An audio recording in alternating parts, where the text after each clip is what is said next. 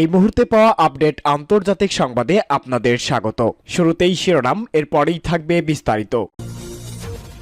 শুরুতেই জানিয়ে দিব, ইসরায়েল ও ইরানের হামলা পাল্টা হামলায় উত্তপ্ত আন্তর্জাতিক রাজনৈতিক অঙ্গন। এরই মধ্যে জানিয়ে দিব এক চাঞ্চল্যকর তথ্য।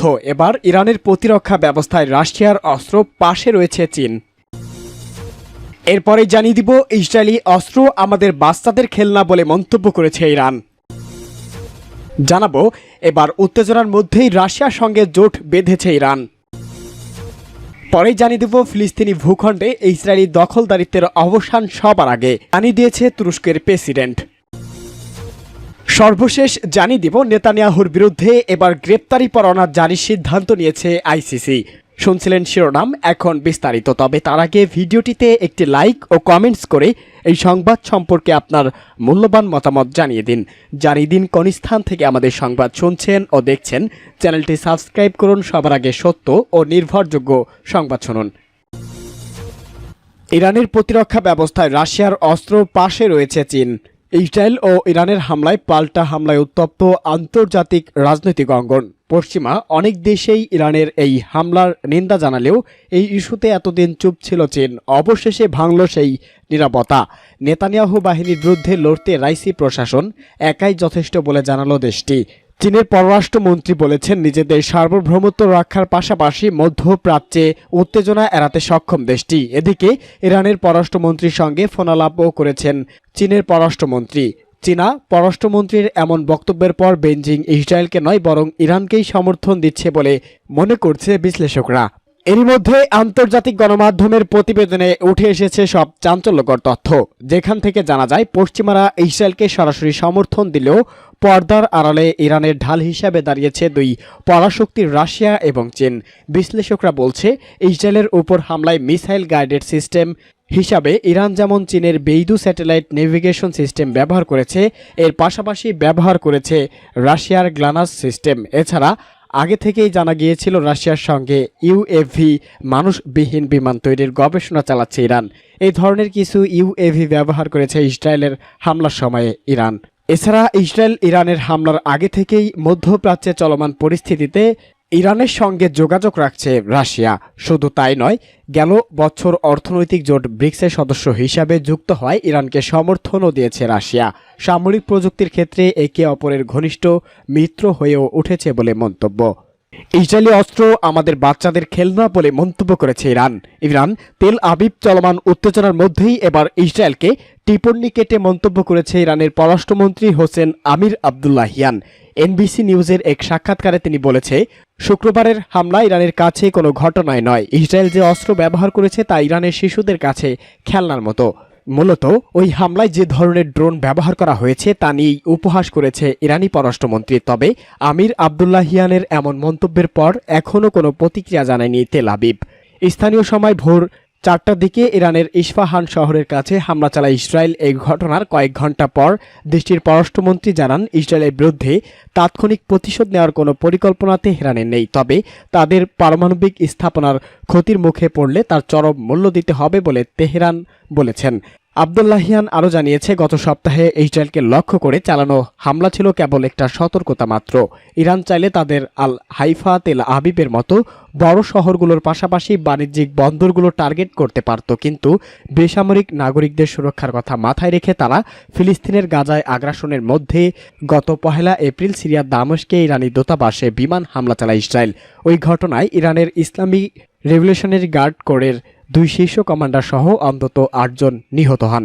এরপর থেকেই প্রতিশোধের হুঁশিয়ারি দিয়ে আসছিল তেহরান। তেল আবিবকে উপযুক্ত জবাব দেওয়ার অঙ্গীকার করেছেন সর্বোচ্চ ধর্মীয় নেতা আয়াতুল্লাহ আলী খামেনি।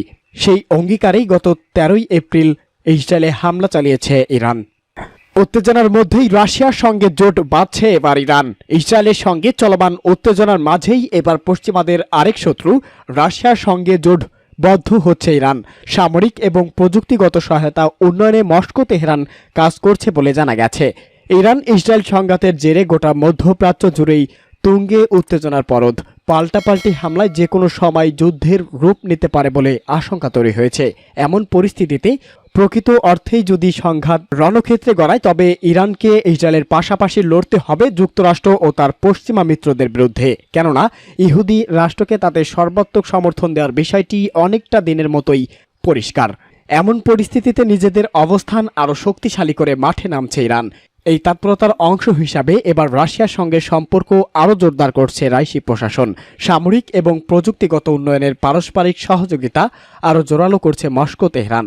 আন্তর্জাতিক আইনের আওতায় রাশিয়ার সঙ্গে প্রতিরক্ষা সম্পর্ক জোরদার করতে চায় ইরান। বিশ্লেষকরা বলছে ইসরায়েল এবং তার মিত্রদের বিরুদ্ধে শক্তিশালী প্রতিরোধ গড়ে তুলতেই ইরান রাশিয়ার এই পদক্ষেপ। এমনকি আসন্ন দিনে পশ্চিমা বিরোধী অন্য দেশগুলোর সামরিক সম্পর্ক উন্নয়নে তার তৎপর হতে পারে বলেও মনে করছেন তারা। যদিও এমন জল্পনা অস্বীকার করেছে তেহরান, দাবি তৃতীয় কোনো পক্ষের বিরুদ্ধে বা আঞ্চলিক সংঘাতের বিরুদ্ধে কাজ করবে না এই মিত্ররা, বরং আঞ্চলিক নিরাপত্তা ও স্থিতিশীলতা নিশ্চিতই তাদের মূল লক্ষ্য। ফিলিস্তিনি ভূখণ্ডে ইসরায়েলি দখলদারিত্বের অবসান সবার আগে বলে মন্তব্য করেছে তুরস্কের president Recep Tayyip Erdogan. Iran ও ইসরায়েলের মধ্যে চলমান উত্তেজনায় গাজার পরিস্থিতি থেকে মনোযোগ সরিয়ে নেওয়া উচিত নয়, বরং ফিলিস্তিনি ভূখণ্ডে ইসরায়েলি দখলদারিত্বের অবসান ঘটানোই আন্তর্জাতিক সম্প্রদায়ের প্রথম অগ্রাধিকার হওয়া উচিত। তুরস্কের পররাষ্ট্রমন্ত্রী হাকান ফিদান এই মন্তব্য করেছেন বলে ব্রিটিশ বার্তা সংস্থা রয়টার্সকে এক প্রতিবেদনে জানানো হয়েছে। তুরস্ক সফররত মিশরের পররাষ্ট্রমন্ত্রী শামে শৌকুরির সঙ্গে ইস্তাম্বুলে বৈঠক করেছে তুরস্কের পররাষ্ট্রমন্ত্রী। বৈঠকে ইরান এবং ইসরায়েলকে চলমান পরিস্থিতি নিয়ন্ত্রণে সর্বোচ্চ সংযম প্রদর্শনের আহ্বান জানিয়েছেন তিনি। ইরানে ইসরায়েলের ড্রোন হামলা ঘিরে মধ্যপ্রাচ্যে তুমুল উত্তেজনার মাঝেই তুরস্ক সফর করেছে মিশরের পররাষ্ট্রমন্ত্রী। ইরানের ইস্পাহান শহরে ড্রোন হামলা হয়েছে। ওই হামলার দায় ইসরায়েল এখনও আনুষ্ঠানিকভাবে স্বীকার করেনি। তবে ইরানের সামরিক ও রাজনৈতিক নেতারা এই হামলার ঘটনাকে গুরুত্বহীন, ছোট এবং বাচ্চাদের খেলাধুলার সাথে তুলনা করে রীতিমতোই হাস্যরসও করেছে।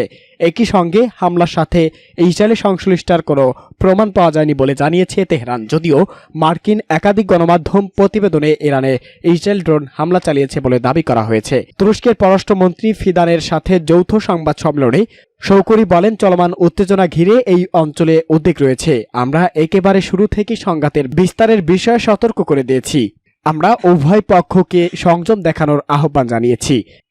গাজায় আন্তর্জাতিক আইন লঙ্ঘনের অভিযোগে ইসরায়েলি প্রধানমন্ত্রী বেনিয়ামিন নেতানিয়াহু তার নেতৃত্বাধীন যুদ্ধকালীন মন্ত্রিসভার সদস্য ও সামরিক কর্মকর্তার বিরুদ্ধে গ্রেপ্তারি পরোয়ানার জারির সিদ্ধান্ত নিয়েছে আন্তর্জাতিক অপরাধ আদালত।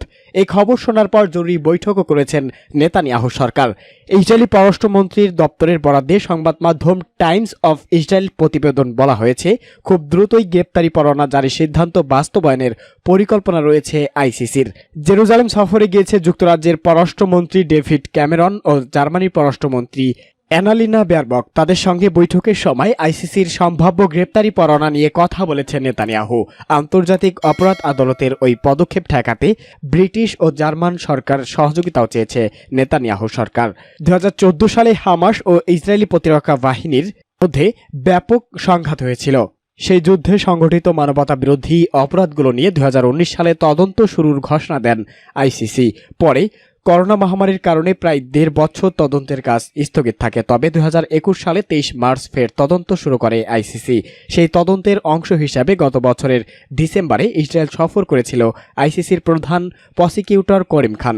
ইসরায়েলি প্রশাসন ও সেনাবাহিনীর আপত্তির কারণে গাজা সফরে যেতে ব্যর্থ হন তিনি। তবে সেই সফর শেষ ফিরে যাওয়ার আগে তিনি বলেছিলেন, 2023 সালের 7 অক্টোবর হামাসের হামলায় ও তার জবাবে ইসরায়েলি বাহিনীর অভিযান কোনো কাকতালীয় ঘটনা নয়। তিনি আরও বলেন, গাজায় যেসব সহিংসতা আগে হয়েছে তা এখনও হচ্ছে। এসব সহিংসতা হামাস ও আইডিএফ এর পূর্ব পরিকল্পিত বলে মনে করছে করিম খান।